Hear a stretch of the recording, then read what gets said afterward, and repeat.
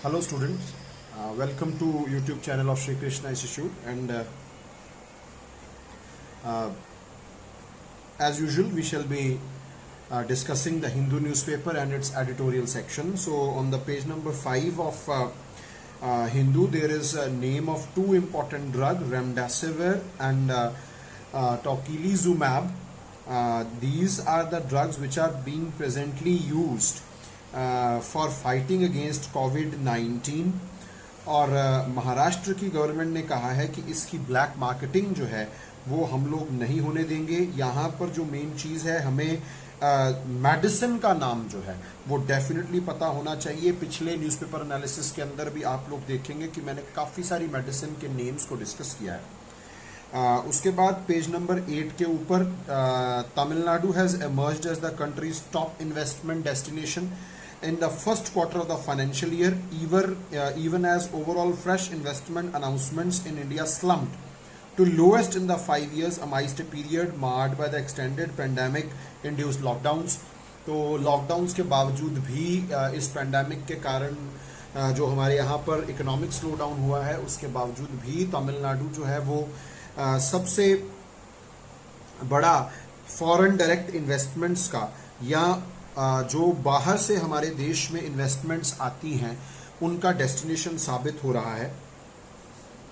और इसी आर्टिकल के अंदर the southern state accounted for 18.63% of the 97,859 crore of investment.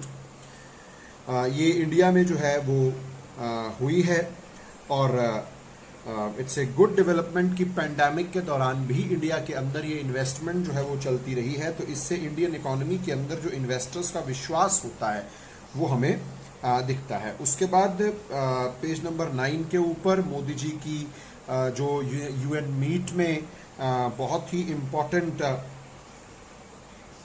Speech थी उसके कुछ बहुत इम्पोर्टेंट चीज़ें।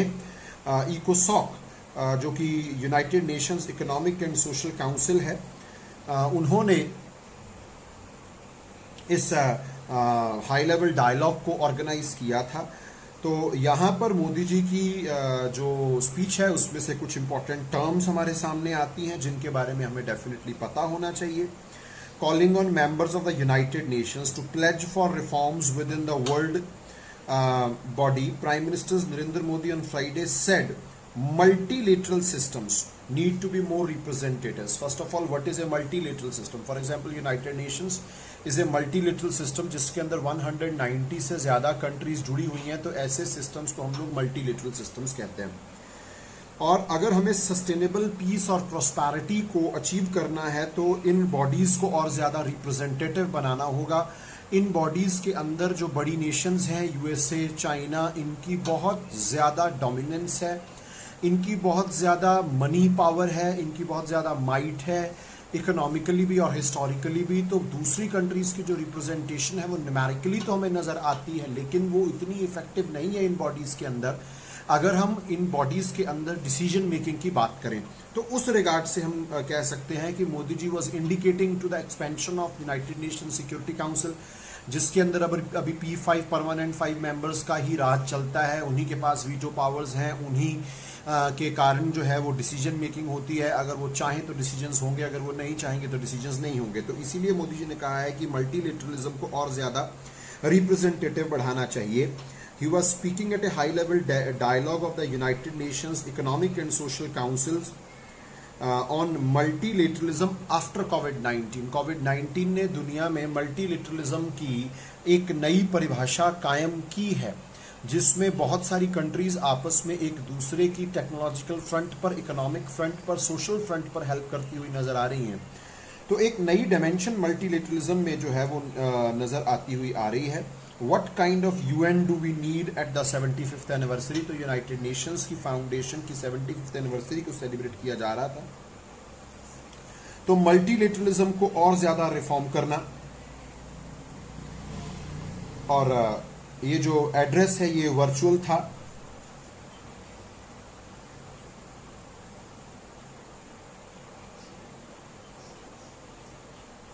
He also detailed economic measures to manage the impact of the pandemic, including a government package of $300 billion to bring the economy back on track.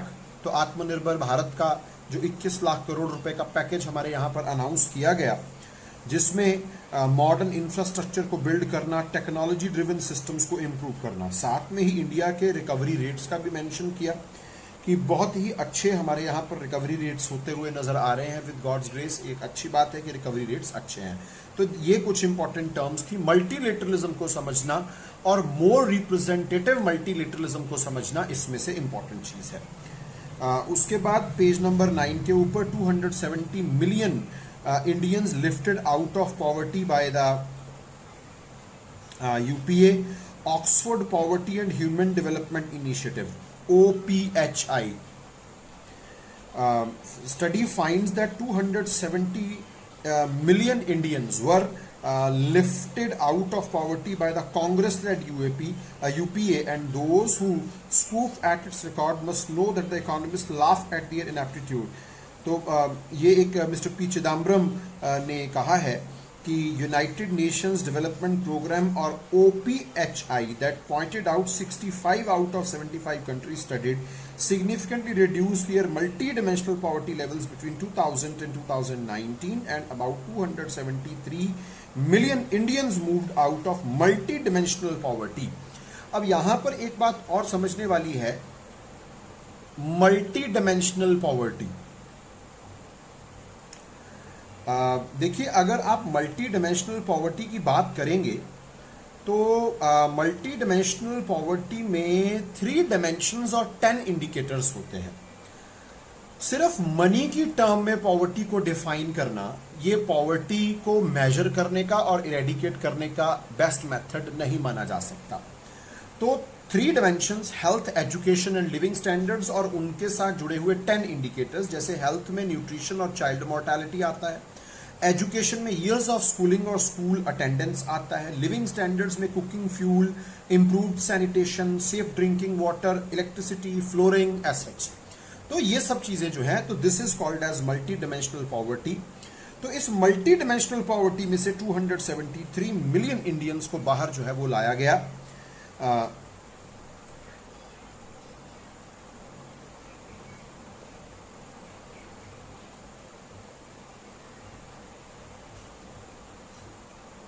तो इसी article के अंदर OPHI का रेफरेंस भी आता है, Oxford poverty and human development initiative. ये आप कह लीजिए it is an economic research centre जो कि Oxford department of international development at the university of Oxford England 2007 में इसको एस्टेब्लिश किया गया।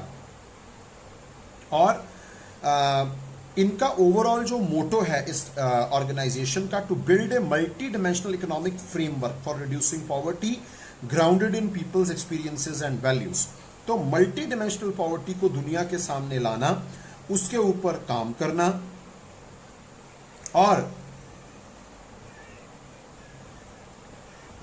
इरेडिकेशन की तरफ काम करना। यहां पर 2 लोगों के नाम आपको डेफिनेटली पता होने चाहिए, सबीना एल्कायर एंड जेम्स फॉस्टर, जिन्होंने मल्टी डिमेंशनल पॉवर्टी को मेजर करने का ये मेथड डेवलप किया था।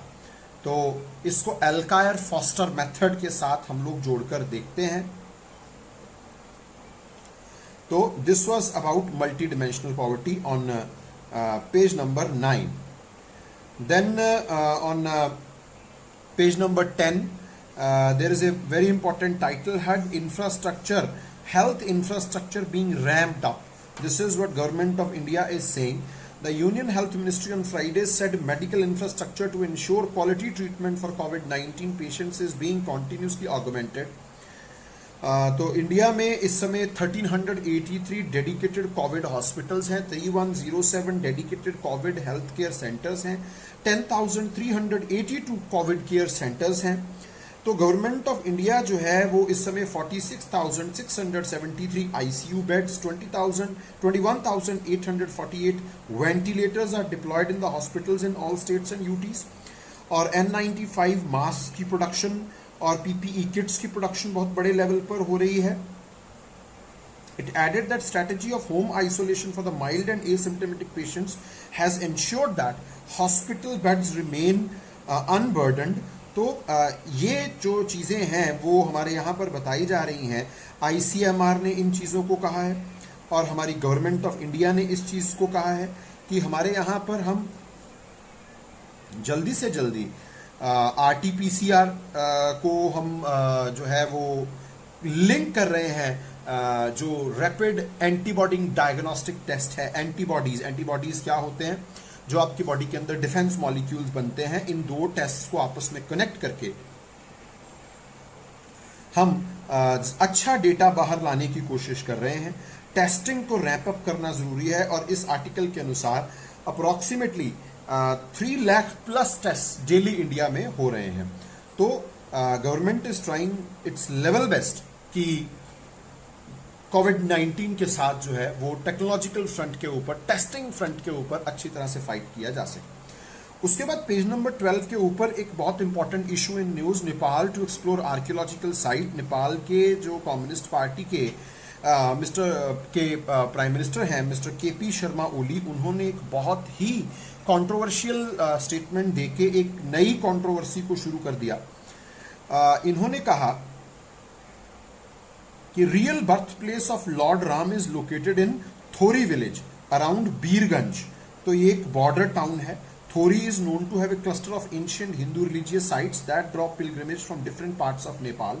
तो ये एक बहुत ही बड़ी कंट्रोवर्सी है। हमारे यहाँ अयोध्या को जो है भगवान राम की नगरी माना जाता है। तो नेपलीज हिस्टोरियंस द्वारा इस तरह की बातें करना और नेपाल की गवर्नमेंट द्वारा इस तरह की बातें करना, एक नया कंट्रोवर्शियल एंगल जो है वो इसमें नजर आ रहा है। एक चाइना एंगल भी इसके अंदर होता हुआ नजर आ रहा है। तो आप इसको डेफिनेटली फॉलो कीजिएगा। नेपलीज हिस्टोरियन जगमन गुरुंग, उन्होंने कहा कि वाल्मीकि रामायण के अंदर जो ज्योग्राफिकल डिस्क्रिप्शन है उसके अनुसार लॉर्ड राम की जो अयोध्या है वो जनकपुर के आसपास कहीं मिलती है। The travel time in chariot from India's Ayodhya to Janakpur is around 7 days, but Ramayan says Ram arrived in Janakpur in a day. तो इस तरह की चीजें जो हैं, इस तरह के एविडेंसेस के बेस पर वो क्लेम कर रहे हैं कि अयोध्या नेपाल में है। तो एक नया कंट्रोवर्सी उभर कर आ रहा है। हालांकि इनके अंदर इस पूरे के पूरे कंट्रोवर्सी के अंदर कोई सॉलिड बेस नहीं है। तो आप इस स्टोरी को जरूर फॉलो कीजिए। आने वाले समय में यहाँ पर हमको कम्युनिस्ट एंगल, चाइना एंगल और इस तरह का एक अनड्यू एग्रेशन नेपाल की तरफ से इंडिया की तरफ आता हुआ, ये एक बड़ा अनप्रेसिडेंटेड डेवलपमेंट है। तो definitely keep following this story.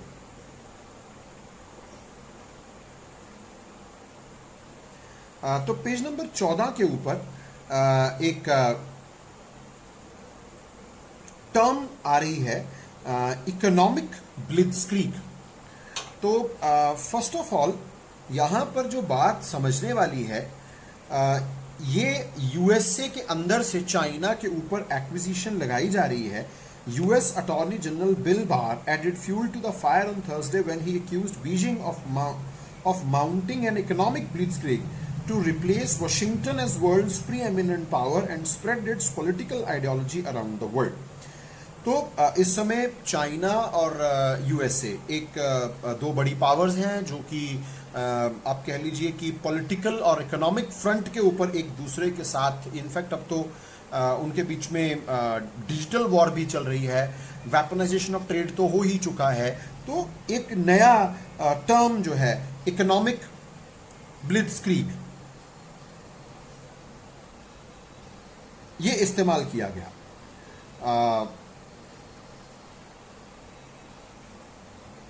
अब ये ब्लिट्जक्रीग जो है, ये शब्द कहां से आया? अगर हम हिटलर की वॉर मेथड्स को पढ़ें तो उसके अंदर यह शब्द मिलता है ब्लिट्जक्रीग, जिसका अनुवाद है लाइटनिंग वॉर। तो ये एक ऑफेंसिव वॉरफेयर का मेथड था नाजी जर्मनी की मिलिट्री फोर्सेस का, जिसमें बहुत फास्ट अटैक्स किए जाते थे एनिमी के ऊपर, चाहे वो armoured vehicles, motorised, mechanised, infantry, air, सब चीजों का इस्तेमाल बहुत ही फास्ट पेस पर इस्तेमाल करना। तो शॉर्ट, फास्ट, पावरफुल अटैक्स, तो इसको कहा जाता है ब्लिट्जक्रीग की अप्रोच। तो इकोनॉमिक ब्लिट्जक्रीग, चाइना को अक्यूज किया जा रहा है कि चाइना इस तरह का एक इकोनॉमिक अटैक कर रहा है यूएसए के ऊपर कि वो दुनिया में यूएसए को रिप्लेस करना चाहता है एज ए पावर। तो इस तरह की टर्म्स जो है वो आपको जरूर पता होनी चाहिए। देन पेज नंबर 14 के ऊपर यूनाइटेड नेशंस ने ब्लैक लिस्ट किया है पाकिस्तान बेस्ड एक टेररिस्ट के लीडर को, Noor Wali Mehsud. He is the head of Tehreek Taliban Pakistan terror group. तो इनको जो है वो ब्लैक लिस्ट कर दिया गया। तो नेम आपको इनकी ऑर्गेनाइजेशन का पता होना चाहिए। उसके बाद पेज नंबर 15 के ऊपर जाइडस कैडिला की वैक्सीन के ट्रायल के बारे में अपडेट है। कोविड-19 की जो वैक्सीन बना रहे हैं Zydus Cadila plans to complete last stage trial for its कोविड-19 वैक्सीन कैंडिडेट बाय फरवरी और मार्च and could produce up to 100 million doses a year initially if it is successful. तो इस वैक्सीन का जो नेम है वो आपको पता होना चाहिए। ZyCoV-D is one of the dozens being developed around the world to fight the pandemic। तो इसके ऊपर भी काम चल रहा है और होपफुली कुछ ना कुछ अच्छी वैक्सीन इसमें से डेफिनेटली निकल कर आएगी। उसके बाद पेज नंबर एडिटोरियल के सेक्शन के ऊपर चलते हैं। तो पहली चीज़ जो है वो इंडिया में जो कोविड-19 का डेटा है वो 10 लाख प्लस हो गया। तो उसके ऊपर एक आर्टिकल है जिसका टाइटल है milestone of a million on India's covid numbers. तो 1 मिलियन को हमारा डेटा पार कर गया और इसके अंदर ये बताया गया है कि पॉजिटिविटी रेट्स अभी भी बहुत ज़्यादा है। पॉजिटिविटी रेट्स का मतलब ज़्यादा होने का मतलब होता है कि अभी भी सिर्फ सिक लोगों को टेस्ट किया जा रहा है, एक बहुत बड़े स्केल पर टेस्टिंग नहीं हो रही है। जब बड़े स्केल पर टेस्टिंग होती है तो ये पॉजिटिविटी रेट्स कम आते हैं। तो अभी भी छोटे सैंपल्स के ऊपर टेस्टिंग की जा रही है, बहुत बड़ी पॉपुलेशन को अभी कवर नहीं किया जा सका है। और लो टेस्ट पॉजिटिविटी रेट का मतलब होगा कि हमने बहुत बड़े लेवल पर टेस्टिंग जो है वो शुरू कर दी है। रैपिड एंटीबॉडी टेस्ट या सीरोलॉजी टेस्ट जो हैं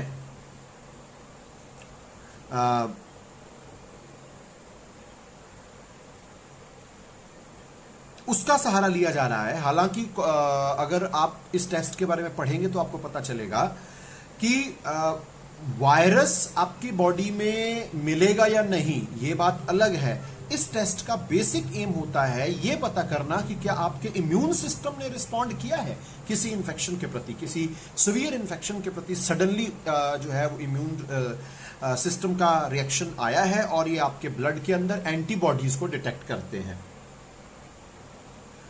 और इसी आर्टिकल के अंदर ये भी बताया गया है कि कोविड-19 के ऊपर अभी और ज्यादा रिसर्च करने की जरूरत है, क्योंकि ये एंटीबॉडीज, ये जो डिफेंस मॉलिक्यूल्स हैं, ये कितनी देर के लिए डिफेंस प्रोवाइड करेंगे इसके बारे में साइंस जो है अनश्योर है। यूजुअली ये बताया जा रहा है कि 2 to 3 मंथ्स के अंदर ये एंटीबॉडीज जो है वो डिसअपियर हो सकती हैं। उसके बाद ये डिजीज जो है ये वाइड स्प्रेड होता जा रहा है। सर्विलांस को जो है वो बढ़ाना बहुत ज़्यादा ज़रूरी होगा, एग्जामिनेशन को बढ़ाना बहुत ज़्यादा ज़रूरी होगा। 10.3% ऑफ पॉजिटिविटी रेट, ये बहुत हाई पॉजिटिविटी रेट माना जाता है और ये बता रहा है कि very large pool of infection remains undiagnosed. हालांकि 3 लाख से ज़्यादा टेस्ट जो हैं वो हो रहे हैं, लेकिन हाई पॉजिटिविटी रेट अभी भी ये इंडिकेट कर रहा है कि इतने टेस्ट सफिशिएंट नहीं हैं। और अगर हम ट्रेसिंग, टेस्टिंग, आइसोलेटिंग में जितना ज़्यादा डिले करते जाएंगे तो unimaginable spread of the virus की तरफ हम धीरे धीरे बढ़ते जा रहे हैं। तो सिटीज़ का कंपैरिजन जो है इसके अंदर बताया गया है कि केरला, कर्नाटका, आंध्र प्रदेश में बहुत ज़बरदस्त सर्ज हो रहा है और बेंगलुरु जो है यहाँ पर जो है वो नए चैलेंजेस निकल कर सामने आ रहे हैं। Aggressive tracing and testing help Chennai reduce the search, but the coming days will reveal if its 12-day lockdown in June has greatly contributed to this or not. और दिल्ली के अंदर जो है वो फेलियर होता हुआ डेफिनेटली नजर आ रहा है। तो lot of things are happening simultaneous. तो इस आर्टिकल के अंदर जो हमें अनफॉर्चुनेटली धारावी को छोड़ के मुंबई में जो फेलियर्स बाकी हिस्सों में होते हुए नजर आ रहे हैं उसके बारे में इंडिकेट कर रहे हैं। और इसमें ये बताया गया है कि India must fight the virus not manage the data. Data management से कुछ नहीं होगा, हमें वायरस के साथ जो फाइट है उसकी पेस को बढ़ाना होगा। और इसमें जो 3 मेन चीज़ें होंगी वो है tracing, testing and isolation. Then comes Iran ties need quiet diplomacy. तो ये एक बड़ा इंटरेस्टिंग एंगल डेवलप हो रहा है। Iran bending towards China, China offering $400 billion of investment into Iran in various kinds of projects, and suddenly Iran sidelining India from a rail project which will connect Chabahar to we can say Zahidan in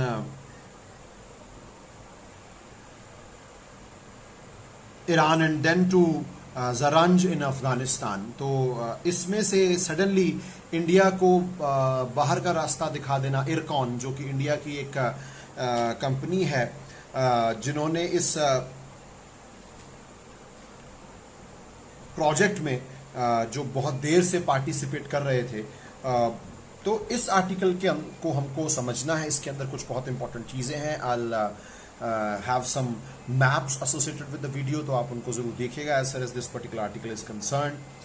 तो 628 kilometre long ये rail link है between Chabahar and जाहिदान, और India को इसमें से exclude कर देना ये सडन एक मूव था। लेकिन बाद में ईरान ने इसकी क्लैरिफिकेशन दी है कि ये कुछ टेक्निकल रीज़न से किया गया है। इरकॉन इंटरनेशनल लिमिटेड जो है उनकी तरफ से इस प्रोजेक्ट के साथ जो जुड़े हुए डिलेज हैं उसके कारण हमने इरकॉन को इसमें से बाहर करके और खुद इस प्रोजेक्ट को कंप्लीट करने की जो है वो रिस्पॉन्सिबिलिटी उठाई है, और India could join the project at a later stage. तो Iran is saying that doors for India are always open.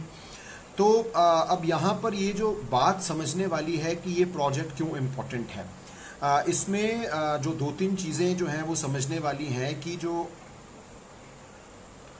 Karachi का पोर्ट है, पाकिस्तान हमें अफगानिस्तान की तरफ जाने के लिए कराची पोर्ट से एक्सेस नहीं देता है। तो इस वजह से इंडिया छबहार पोर्ट के अंदर इन्वेस्ट कर रहा है, और छबहार में से हम ईरान में से होते हुए, अफगानिस्तान में से होते हुए सेंट्रल एशिया तक पहुंच सकते हैं। तो ये जो प्रोजेक्ट है ये आप ये कह लीजिए कि 2003 में दिल्ली, काबुल, तेहरान ने आपस में एक तरह की अंडरस्टैंडिंग डेवलप करनी शुरू की थी। और छबहार पोर्ट जो है ये कांडला जो कि हमारा आप कह लीजिए कि वेस्टर्न कोस्ट के ऊपर एक बहुत ही इम्पोर्टेंट पोर्ट है, वहाँ से 1000 किलोमीटर की दूरी पर है।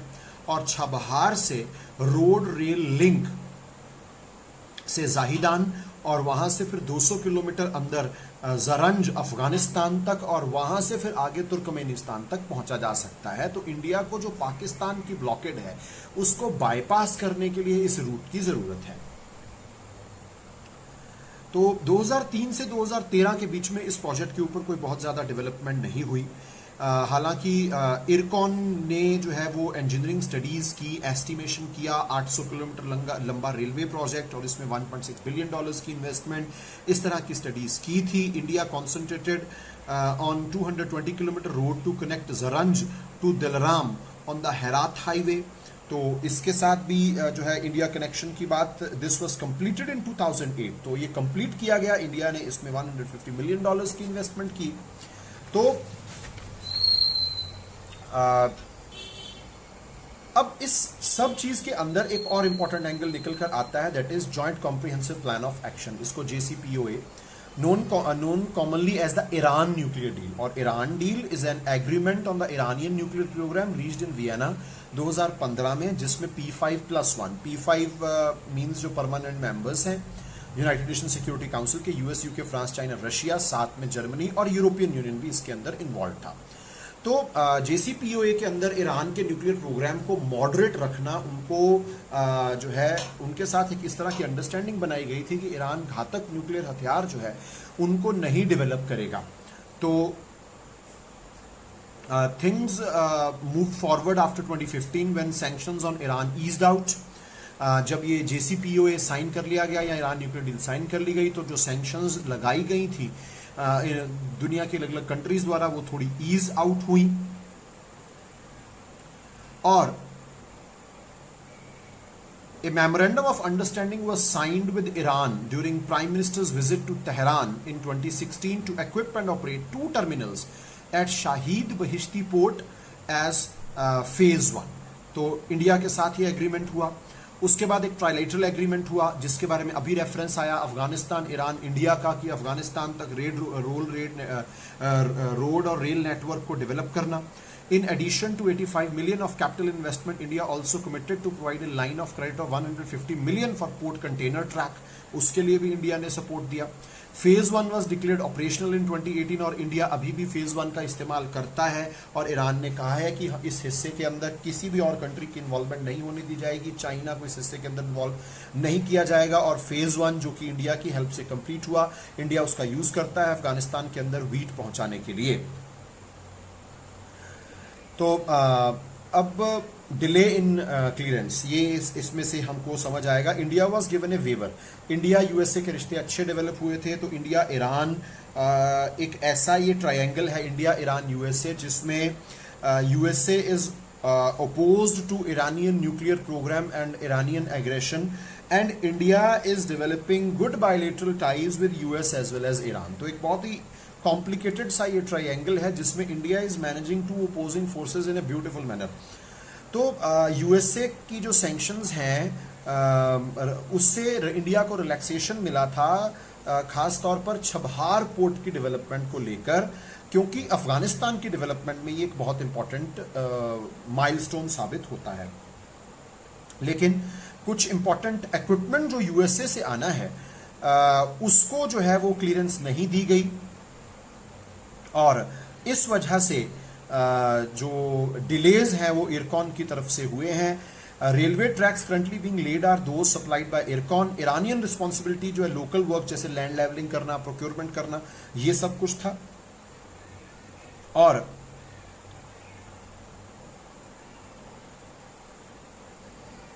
Khatab Al-Anbiya, the Iranian company undertaking some of the works, was listed by US as a special designated entity, मतलब एक blocked entity जिसके साथ USA व्यापार नहीं करेगा, leading Ircon to suggest to the Iranians to appoint another contractor कि इस company की प्रेजेंस के कारण USA की sanctions इस प्रोजेक्ट को प्रभावित कर रही हैं। तो उसके बाद एक्सटेंशन की बातें भी हैं। Iran has ambitious plan to extend the railway line from Zahedan to Mashhad and then another 150 kilometre onwards to Sarakhs on the border with Turkmenistan. तो जैसे मैंने आपको पहले बताया था कि सेंट्रल एशिया तक पहुंच सकते हैं। Another plan is to link with the international north south transport corridor, जिससे कैस्पियन सी तक पहुंचा जा सके। तो एक लंबा एक्सेस जो है वो इंडिया को यहां से सेंट्रल एशिया तक मिल सकता है, कैस्पियन सी तक मिल सकता है। और यहीं पर एक हाजीगाक माइंस अफगानिस्तान, इसका रेफरेंस आया है, जहां पर इंडिया की जो है वो इन्वॉल्वमेंट जो है वो होनी थी, लेकिन जो हाजीगाक का जो प्रोजेक्ट है वो भी स्टॉल्ड है अफगानिस्तान के अंदर जो सिक्योरिटी सिचुएशन है उसके कारण। 2016 में अब हमें नजर आ रहा है कि Iran is bending towards China. ये 2016 में प्रोसेस शुरू हुआ। मिस्टर शी जिनपिंग ने विजिट किया तेहरान को और ऑफर किया long term comprehensive strategic partnership program. तो चाइना की इन्वेस्टमेंट जो है वो ईरानियन इंफ्रास्ट्रक्चर, उसके गेट्स खुले। तो ये पुराने समय से चलती हुई नेगोशिएशंस हैं। Iran kept the negotiations going for years, लेकिन इन द मीन टाइम अभी आप कुछ समय में देखेंगे missile strikes in Saudi Arabia claimed by the Houthis, और US drone strike in January killing Iran Islamic Revolutionary Guard Corps. General Soleimani को जो है वो मारा गया था। और उसके बाद अभी रिसेंट टाइम्स में आप देखेंगे तो missile liquid fuel production facility Khojir नाम की जगह पर, एडवांस सेंट्रीफ्यूज असेंबली ये नतान्ज में एक न्यूक्लियर फैसिलिटी है, और शिपयार्ड है बुशरेर में। तो यहाँ पर जो है वो एक्सप्लोजन्स हुए, और जो ईरानियन और यूएस एजेंसीज की तरफ जो है वो ईरानियन अथॉरिटीज इशारा कर रही हैं कि यूएस और इजरायली एजेंसीज का ये सब जो है वो किया कराया है। तो इस वजह से यूएसए के विरुद्ध है चाइना, जैसे मैंने आपको बताया। तो इस वजह से ईरान चाइना के जो है वो इस समय ज्यादा क्लोज जाता जा रहा है। अगर मैं इसमें से अपनी अंडरस्टैंडिंग के अनुसार आपको बताऊं तो इंडिया ईरान के रिलेशनशिप्स के ऊपर इस समय कोई खतरा जो है वो होता हुआ नजर नहीं आ रहा है। ईरान हमारा एक सोशियो पॉलिटिकल, हिस्टोरिकल और इकोनॉमिक पार्टनर है, लॉयल्टी है हिस्टोरिकल रिलेशनशिप्स के अंदर।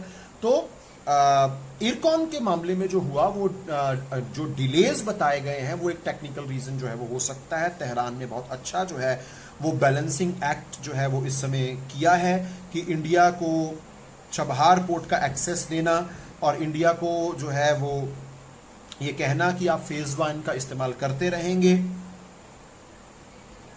और ईरान के अंदर भी इस समय जो ईरानियन गवर्नमेंट का चाइना की तरफ झुकना है उसका विरोध होता हुआ नजर आ रहा है। यहां पर आपको एक टर्म मिलेगी मजलिस। मजलिस you can say it is the gathering in Iran, political gathering in Iran to discuss the issues. तो वहां पर ऑपोजिशन का सामना जो है वो करता इस समय नजर जो है वो आ रहा है। और चाइना की तरफ झुकना जो है वो ईरान की समय मजबूरी है। यूएसए जो है वो ईरान के ऊपर बहुत ज़बरदस्त तरीके से सैंक्शंस लगाता जा रहा है। तो चाइना के पास इस समय बहुत ज़्यादा ग्रेट कैपेसिटी है। It's an important line to note, China has a greater capacity to resist US sanctions at this time. और